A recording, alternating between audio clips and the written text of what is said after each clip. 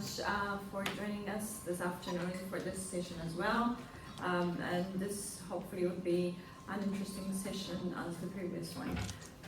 So this side event is a part of a bigger program. It's called NEWPATHWAYS, as has been mentioned. It really looks into the different scenarios for getting to net zero. So the idea is low emission pathways, including scenarios and modeling as part of the bigger program. And it also looks into what is the lens of implementation needed to achieve these targets. And in particular for the discussion today, we talked around the GST1 outcomes have provided guidance, and this guidance have provided information on how parties can update their NDC, can inform the preparation of their subsequent NDCs, including from the agreed targets under paragraph 28, which is very relevant for the energy discussion.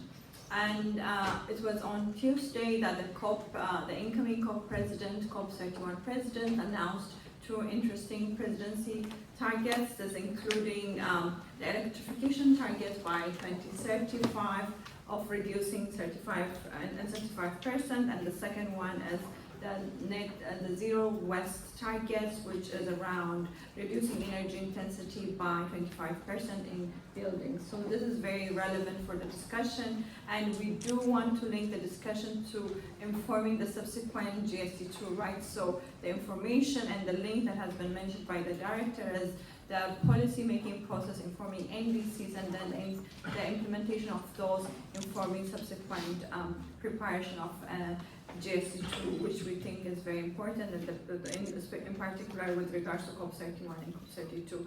For that, to provide the context and further insights, we have two distinguished members here with me. Professor Elmar, most probably you know him. He leads the research department and he's on heading the transformation pathways department for Potsdam Institute for Climate Impact Research, University of Potsdam. He has a coordinating role for the project I mentioned, for EU project, the NEWPATHWAYS. He leads that. He's the principal investigator for that. He has been a lead author of many IPCC reports, including the 1.5, which is very relevant for our discussion here. Well-published professor, over 100 publications, and cited. We need to give the evidence, cited well. And we have Niels over here. He works for the Netherlands Environment Agency. He is a senior researcher on climate and energy. He has developed climate models and protocols to inform NDC, and he is a contributing author for the UNEP emission gap report, and has done, he is also well published. So we have a panel that would evidence-based to provide context for the discussion here, and I invite you to do the presentation now. Yeah, thanks a lot, Selam, and thank you for inviting us to present here in this transparency series. So we want to bring you some information about our research project that you just introduced, Selam, and this is an EU-funded research project which focuses on the development of new science, particularly looking into new pathways for reaching the goals of the Paris Agreement. And our aim is to structure them and develop them in a way that is really relevant for this process. We are living in a changing world, and we see this in the discussions we have about reaching the Paris Agreement and the challenges to climate policy.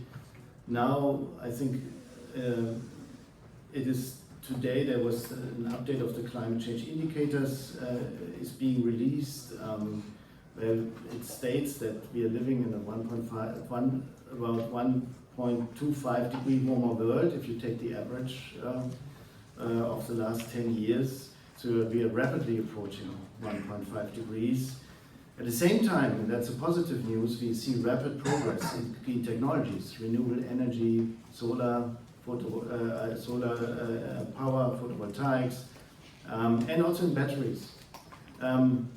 We have slow progress if you take a look around the world and then kind of do an average here. We have slow progress on climate action. That's actually something we also investigate in this project, and Johannes will talk to this, some first assessments on the new NECs that have come in and the collective outcome. And in some cases we have also backsliding. So it's a mixed picture. The global emission curves has not been bent in 2025. The hope is that it happens soon, but it has not been bent, and this has implications. And the most important one is that there will be an overshoot of 1.5 degrees probably in the next decade. So what does it mean for new pathways towards achieving the Paris Agreement and informing the global stocktake in 2028? So in this project we try to take both a global and a national perspective. We try to develop a global mitigation pathways with temporary and limited 1.5 degree overshoot, trying to return to below 1.5 degree by the end of the century. And we focus here also to embed these pathways into socioeconomic development objectives, and also to put an emphasis on equity and justice in these pathways. At the same time, we are working on national low carbon development pathways. We do have national modeling teams and national experts in this consortium. We do want to also include additional expertise on assessing these pathways. So in terms of feasibility, efficiency, equity, very important as I mentioned, and sustainability, to provide a good picture, a holistic assessment for the global stocktake. Now, in the project, we focus on three topics. One I mentioned already, equity and finance, to put this larger into focus. Another one is cross-sectoral coordination, which is critically important to limit overshoot and to keep 1.5 degree in reach. On the third question, third one is of course ambition, strengthening ambition. You can see maybe a too small graphic on the consortium. On the right-hand side, you can see our global coverage. So it is a European Union-funded project. It has a lot of European institutions here, but we do also include teams from all regions of the world. We have good coverage in East Asia. We have teams from India, China, Vietnam, Thailand, team from Saudi Arabia, team from Kenya, Brazil, the US, so we are having some coverage internationally. This is, if I turn to the results, and we are still in the beginning of the project, so one starting point for our work is a result that is from a previous project that nicely highlights the importance of cross-sectoral transformation. So what you see here is the peak warming in these pathways looking forward, the maximum peak warming in red and the end of century warming in blue for different cases. One is where we try, which is a trajectory that stays well below 2 degrees but that doesn't return to 1.5 degrees. You see that on the left. If you look at the blue bar, it's significantly above 1.5. And then we switch on additional options like advanced technology, that's the first step. Then we switch on the energy demand side, conservation policies, and it further helps to limit the peak warming in red. But it's really then adding the land transition, including measures like dietary change, a deep reduction of non-CO2, which is closely related, and also a push for land-based, nature-based carbon dioxide removal solution that really brings us to a very limited overshoot case and reaching 1.5, falling below 1.5 by the end of the century. So that highlights the importance of this cross-sectoral coordination. Really need all these options. Back to new pathways. We do have a stakeholder, an extensive stakeholder dialogue and outreach process, because that's very important. If you want to be relevant for the global stocktake, we of course need to listen to stakeholders and also try to co-design some of those scenario elements and some of those assessments of scenarios. You can see here our newsletter. We do have some workshops. We also have tomorrow a stakeholder workshop, not in the blue zone, but in the red and blue, on particular questions of equity and finance, and on designing, on questions of designing these new pathways. So if you are interested, there's a link to this. So now with the remaining time, I want to put a focus on the energy system integration for this presentation. We have a few results here already, but I just wanted to highlight this is not all we do. We really look also into the other sectors and into these other dimensions. If you look at the energy system transition, so that you basically have here three levels. The first one is to decarbonize the electricity system. Very important, lots of options, and with the cost decline, the very fast cost decline on renewable energy, this is greatly helped. Then the next step is to leverage on this decarbonization of electricity and electrify transport, electrify buildings, electrify industry to the extent possible. And that's why this electrification target that was announced by the presidency on Tuesday, 35% in 2035, is a very important target and very well aligned with the dynamics I'm describing here. And finally, there are some hard-to-abate sectors where there is the need to use liquids and gaseous fuels. And there, the question is, can fossil fuels be substituted there with biofuels, hydrogen, and e-fuels generated from green hydrogen? If you look at energy investments, that's a study that has been generated based on scenarios that were developed for the Network for Greening the Financial System, which is a network of central banks and regulators. And those scenarios were published last year the year before in 2024. And now colleagues did an analysis on investment needs for the energy transition in these scenarios. And what you can see here, this is a change of the investments between a scenario that extrapolates current trends versus a scenario that really reaches net zero in 2050. You can see that there's an investment gap. So lots of positive bars, so there needs to be more investments into the energy transition in this net zero scenario compared to extrapolating current trends. But you also can see with the large blue areas there that much of that investment need is in electromobility. And to also, second one, grids. So the investment needs on the supply side when it comes to renewable energy due to the cost decreases have been lowered, which is a very good news, and basically are now the same order of magnitude as the investment savings from transitioning away from fossil fuels. We have some studies where we look into this question of transitioning away from fossil fuels. This is work in progress. So here we have a comparison of two scenarios. One is, you see it in yellow, it's a net zero scenario. It's trying to reach net zero efficiently. It goes through these milestones that were indicated in the UAE consensus on the energy transition. We compare this scenario that tries to transition away completely from fossil fuels by 2060, and then look at the differences. And one key difference between the two scenarios, which I'm now taking from another study, but the two studies are agreeing on this. This one is published already, so you will find it in Nature Communication, it's just been published, is that if you want to also transition away from fossil fuels in these hard-to-abate sectors, you need much more electricity, 60 to 80% more electricity in 2050 for a scenario that actually tries, and that's a very aggressive scenario, probably a scenario that is not realistic, 60 to 80% until 2050 to transition away from fossil fuels completely by 2050.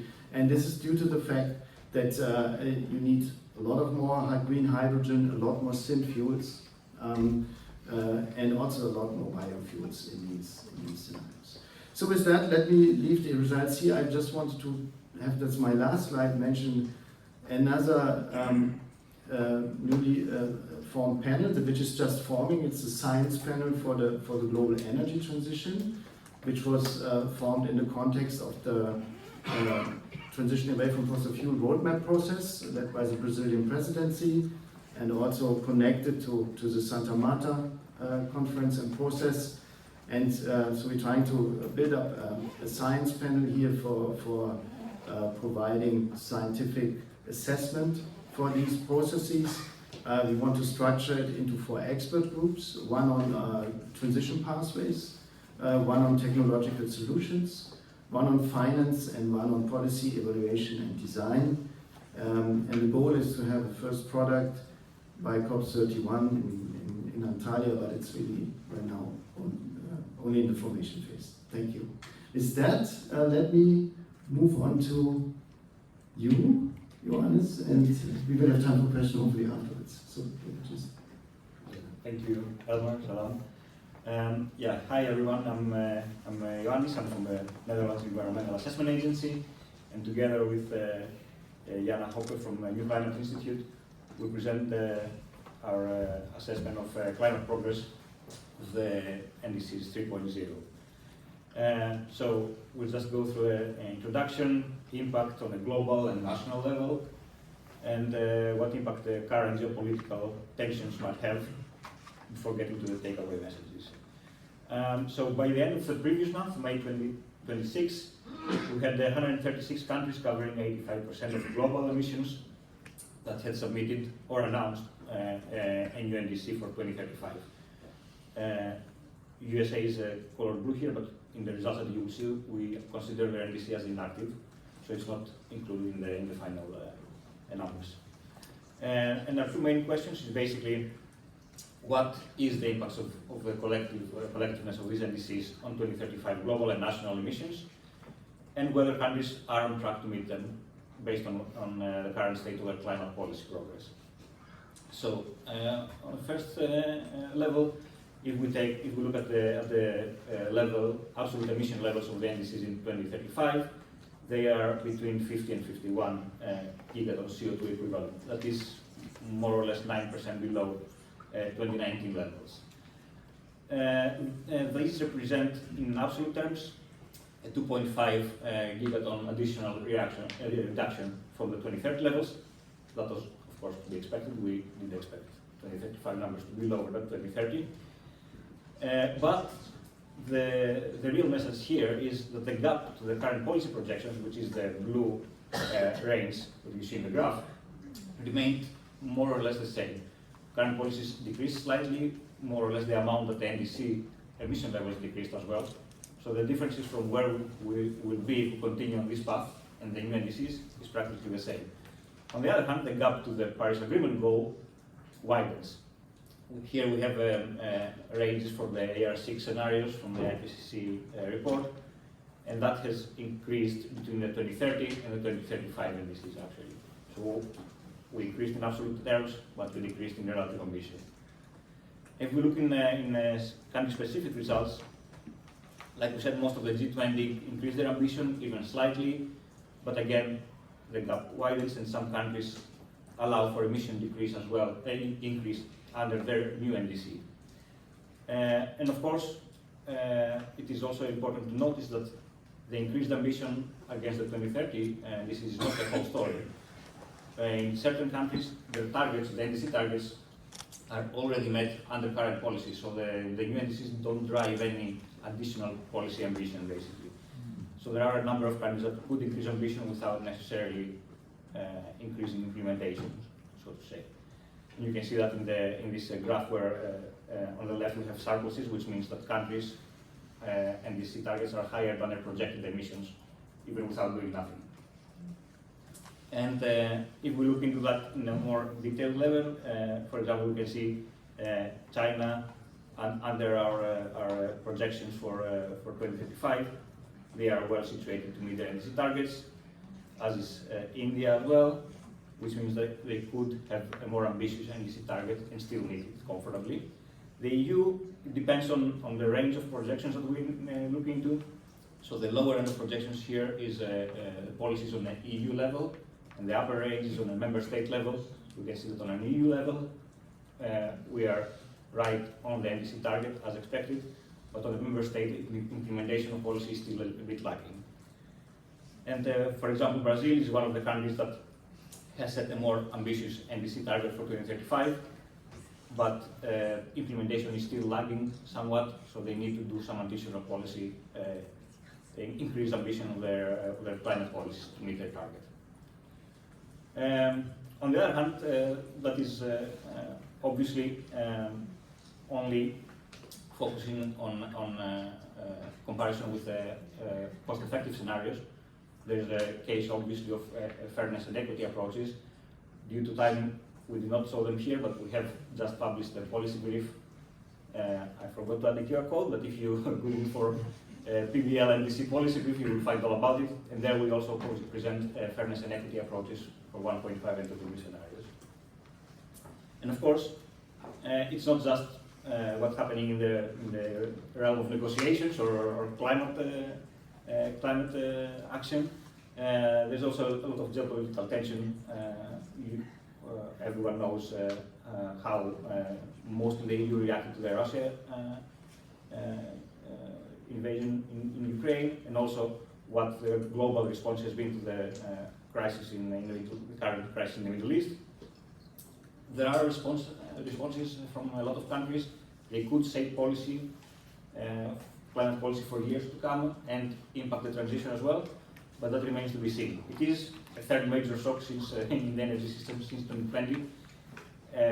We could say it highlights the vulnerabilities of fossil fuel-based energy systems, but like Elmar mentioned as well, clean energy technologies are more mature now. Renewables are more cost competitive than they were a few years ago. Uptake is higher and is growing with a rapid rate. So the responses so far, and these are results from IEA Energy Crisis Tracker and from an analysis that was just published by Climate Action Tracker today, so you can look this up as well. The responses are basically broken into camps, let's say. Some are focused on near-term energy conservation and consumer support efforts, which are encouraging more remote work or promoting public transportations to the private. But they are mostly focused on fossil fuel subsidies, tax cuts, and caps on fuel prices to support citizens of countries. There are certain measures that can have a lasting impact as well. Several countries have delayed closing of power plants in order to respond to this crisis, or they allowed existing power plants to operate with higher rates. But that shift has been modest until now, and it could likely be offset with higher renewable uptake in the future. And the other side is more structural policy measures, basically, where we focus more on energy security and affordability. And among these, there are quite a lot that focus on long-term beneficial climate policies, such as grants for retrofits in buildings, which increase energy efficiency, or support for electric vehicles, and tax cuts for renewable energy installations. So those, if they are implemented as planned so far, they could have a more durable, more structural long-term consequences, basically. So, in order to sum up, most major emitters have an active NDC 3.0, which increases ambition versus 2030, but that bar is set quite low. In reality, there is almost no increase against the current policy projections, and the gap to the Paris goals is even wider now than in 2030. And we cannot ignore the effect that geopolitical events and developers might have on government's decision and emission projections as well. It is the response, partly the response to crises such as this that will decide whether transition is delayed or structural changes are accelerated, basically. That will be it from my side. Thank you very much, and you can find our publications online.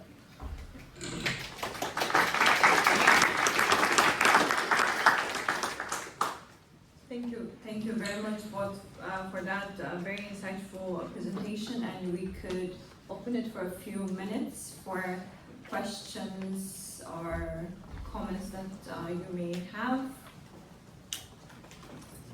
Yes, we can start from there. We have IC Shuhai that we shared, and I think just next to you as well. Yeah.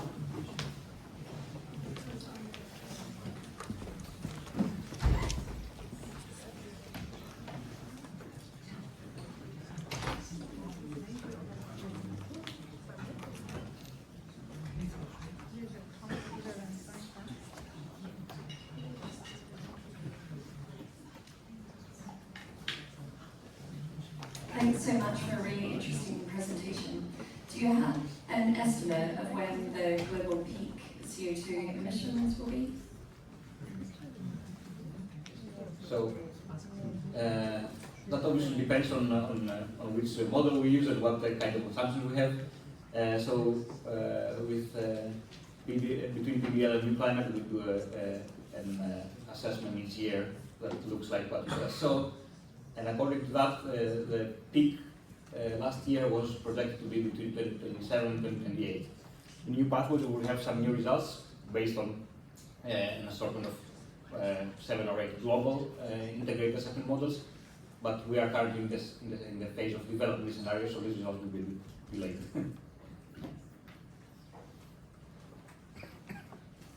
Hi, thank you for very interesting presentations. I'm from Biomass Action Network. As many of you might know, there's a big carbon accounting loophole currently for biomass, burning wood for energy, as it is actually not carbon neutral. So I'm wondering, how can it be a part of actually reducing emissions? How have you calculated that, or what is it based on? What does it include? It's currently being incentivized as renewable energy, but doesn't actually reduce emissions and causes significant harm to both climate, forests, and people. So, yeah, I would like to hear a bit more details since it was included in the pathways. Thank you. Thank you. Or should we take more questions? Maybe connect. Yeah. Can we do a few more so that we can manage our time as well? Yes, please. Yes, I think what I'm interested in, could you compare your current kind of policy pathway with the NDC Page 1? Because it does seem to me that perhaps the current kind of policies are becoming a little bit more ambitious than the NDCs. So I just wonder if the NDCs are underestimating company. Thank you very much. I think we can come back to responding to the question, and we could. Yeah, I think your question related to whether biomass burning is captured. These sources of emissions are captured in the models. There's also now this process ongoing where the new emission scenarios are produced for the Earth system models. There's a lot of work, not in this project, but in this scenario project has been done on capturing biomass burning accurately and as a source of that. I hope that's what you meant. So maybe we can also then talk later in case I'm not getting your question right. So yeah, the basic answer is yes, that is included, these emissions. Do you want to take the one? Yes. Yes, thanks for the question. Yeah, indeed. So in theory, the mechanism of ratcheting up ambition should be, we have policies in place, and we introduce an NDC target that is more ambitious, so we need to increase our policy ambition, introduce new policies, higher targets, etc. So we can meet our new NDC or update the NDC, and so then we can increase the NDC for 2035. It does work like that for some countries, but not every country follows the same pattern, obviously. Indeed, in a lot of cases, the policies are underestimating the impacts, and the NDCs are just targets are set by countries that are easily meetable or not even needing to try, basically. So those are the ones that actually do not drive any climate emission action on part of the government. So it is a mixed bag of approaches, let's say, based on every country on Earth, unfortunately. But yeah, it has been in the past that a country was relatively under ambitious in their NDC in 2030, but they've become quite more ambitious in 2035, but it has also worked the other way, vice versa. So there is no conclusive answer, I'm afraid, to that so far.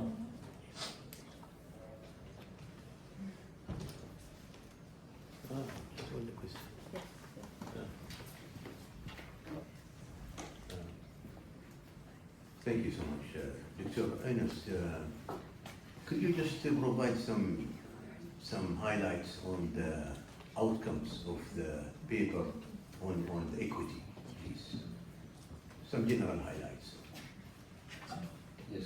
So this is the part that the colleague worked on mostly. So I'm not familiar with all the details, but in general, I mean, the results we saw here on with 1.5 and 2 degree cost-effective approaches are quite different when we take fairness and equity into approach. We used 3 different approaches: ability to pay, equal cumulative per capita emissions, and convergence approach. And for example, China and India, under the equal cumulative per capita, are on track with their new NDC to have increased ambition with their new NDC compared to these approaches, while compared to AR6, they have not. And this also depends again on the country and when do we start the implementation of these equity approaches as well, in terms of cumulative per capita, for example. When do we start counting emissions from 1990, from 2015? That also provides a wide range of results per country. But all these are available in our policy brief in detail as well, so you can just... Thank you. Thank you. Maybe adding to this, not on the study that you just described, a few words on the approach we want to take, or we are taking to equity in the project. So we basically try to look from it in a couple of different perspectives. One is assumptions we do on socioeconomic convergence in the future. How fast are regions converging in terms of per capita income, access to modern energy, and what are the assumptions in these pathways on access to electricity, particularly also when we then impose mitigation action. So making sure that there is sufficient access to modern energy. We started an initiative as part of the project for call for new socioeconomic projections that is focusing on development objectives, so call it development focused projections. And so the hope is that there's some research now coming out that provides these socioeconomic projections that then can be used in these energy land use transition lines to see how mitigation would play out.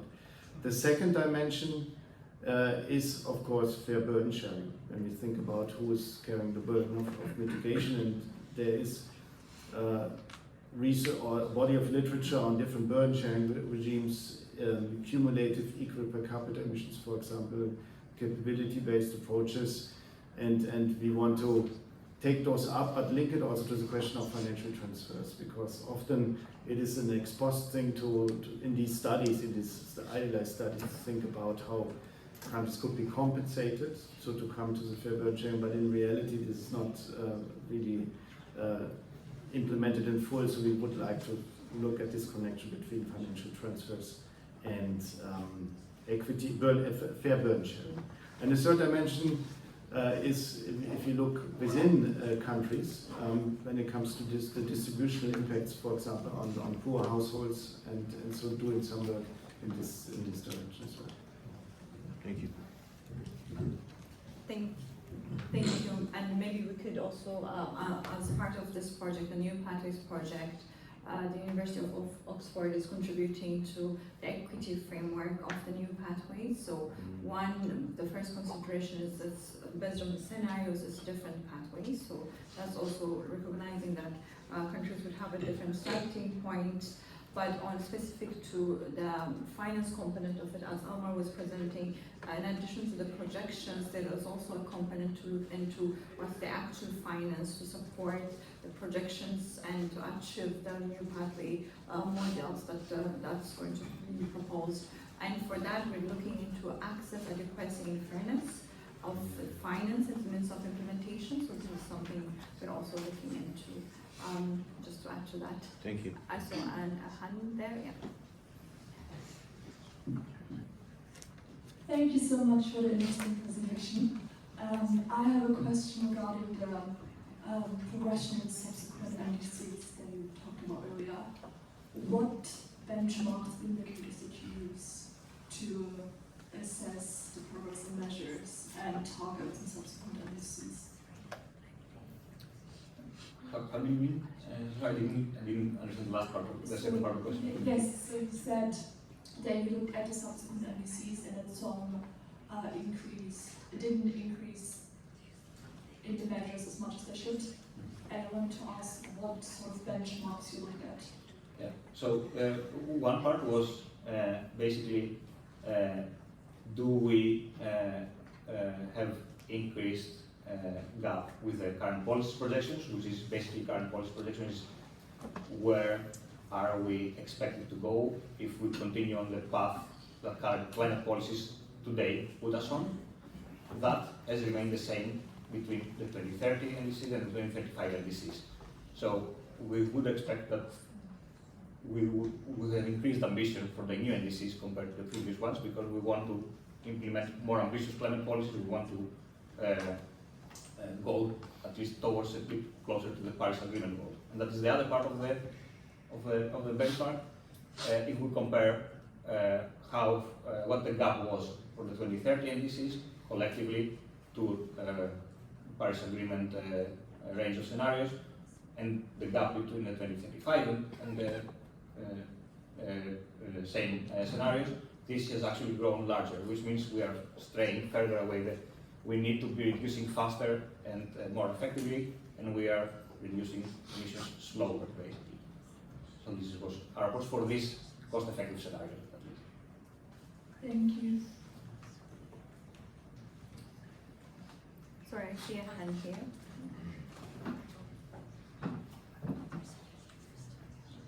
Hi. Sorry, I had problems starting on the mic. Thank you so much for this presentation and for the general Decide event. I was thinking about how the first half also informs the second.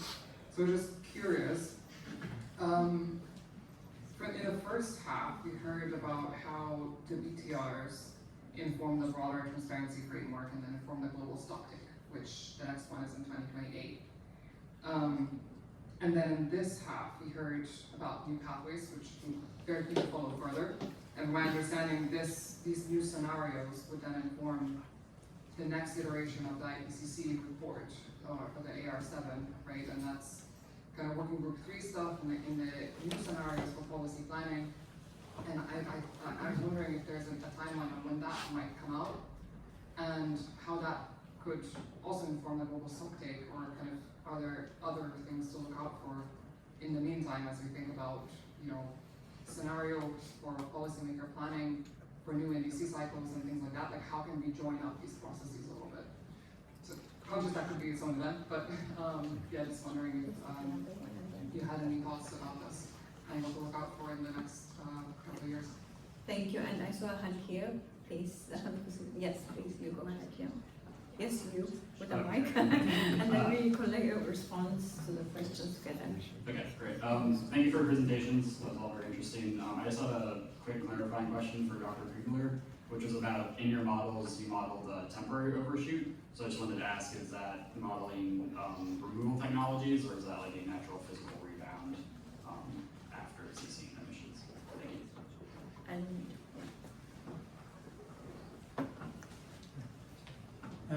And just for clarification, the question about benchmarks, because as you should know, I'm involved in the study in the NDCs. And about the benchmarks, so what we do is we assess the emission of the NDCs.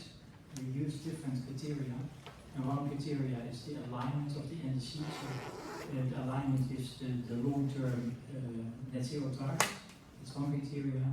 Another criteria is what we're using is the comparison with the least cost scenarios from the IPCC, where you have all kinds of least cost reduction targets based on these IPCC scenarios. And the third criteria is based on equity outcomes. So then we are exploring different equity approaches, and then we're looking at whether the NDCs of the countries are aligned with these equity outcomes. What we basically see is that not that many NDCs are aligned with equity outcomes. There are some countries that meet particular equity principles, like cumulative per capita emissions. This is for India, they are meeting that criteria, and also other countries are meeting the criteria per capita emissions criteria. But, it's in more detail. We did not present it in this presentation, but you can find it in the policy brief. Thank you very much. Amar, do you want to add maybe a few words, and then maybe 1 minute each, and then we conclude the session. Yeah, the question on the scenario products and the IPC time, I cannot comment on the IPC timeline. So, and then the good news is that, I mean, we presented new pathways here to you, but there are many projects working on pathways and pathway appraisal. So this is by no means the only project. There will be a number of many new pathways coming from various research projects in various parts of the world. There is the possibility to get access to these new scenario literature beyond just having to wait for the next 7th assessment report of Working Group 3. For example, there's the Scenario Compass initiative now that tries to collect these scenarios from the literature on a more regular basis, on a more continuous basis, with annual launches and annual updates of recent scenario literature, looking in some of these benchmarks. And then there's, of course, the UNEP-GAP report, which is an important resource where results that Johannes presented are flow. They are, of course, informing the UNEP-GAP report. They're partly also driven by the UNEP-GAP assessment. And we also, within New Pathways, we try to make sure to be timely in our communication of results. And there was one on CDR. That's the question on the yes. So the temporary overshoot, the peak and then return to below 1.5 is driven by net negative CO2 emissions. So it requires the deployment of carbon dioxide removal technologies to do this. And also, by the way, the question of transitioning away from fossil fuels is also playing into the amount of carbon dioxide removal we need, because if you transition deeply away, then you don't need as much CDR to compensate residual fossil fuels as if you are coming in at a higher base level of fossil fuel emissions. But there is active research on trying to see how much do we absolutely, what's the absolute minimum, and there will be some substantial amount, and what are the implications for the energy transition. Yeah. And then I can conclude. Yes. Yes. Well, thanks. Thank you for being here. We are, like Omar mentioned, we are working also on the UNEP-GAP report for this year. A lot of this data will go into that as well, along with a lot of other things that feed the process. And maybe, just as a personal opinion, it would be we have seen a lot more non-globally aligned initiatives coming out in the latest COPs. Coalitions of willing or able, if you want to call it like that, that can also help inspire, climate action or at least be the first step into bringing in more interested parties as well, if the global cooperation seems to be lagging somewhat. So maybe a positive note among a lot of tension and geopolitical upheaval going on. Thank you very much for the interesting session and also the questions. Maybe to also summarize, I don't know if I can summarize it, but to conclude the discussion, I think the important message could be new pathways, especially the scenarios and the models are now looking into socio-economic inputs as well. So this is very important for many developing countries, many countries with different priorities. So the cross-sectoral transformation is something that's also being talked about, and there is evidence on how this can contribute to lower emissions. And I think on the second point from Jonas, I think, yes, there are current policy gaps, especially on the implementation component, but there seems to be an overall increase in ambition, but as he mentioned, it's important and to send that signal of the importance of implementation as well, as we have seen through the action agenda. So those, as mentioned, could be an important component. But I think what has been clearly come out is 2020, from the period from 2025 to 2050 is critical. So this in particular on how we inform the subsequent GST would be very important, while the IPCC decision is an IPCC decision, but there is a process from where the GST2 can get this information and synthesize it and provide it as an input. So that's something we could look into further. And for that, I think the subsequent two COPs are very important, where we continue sending that policy signal for countries to continue revising and improving their NDCs to address both the ambition and implementation gap as the evidence provides at the end. With that, thank you again for joining us. And further information, if you do need, we do have further information on all of the presentations. Thank you very much.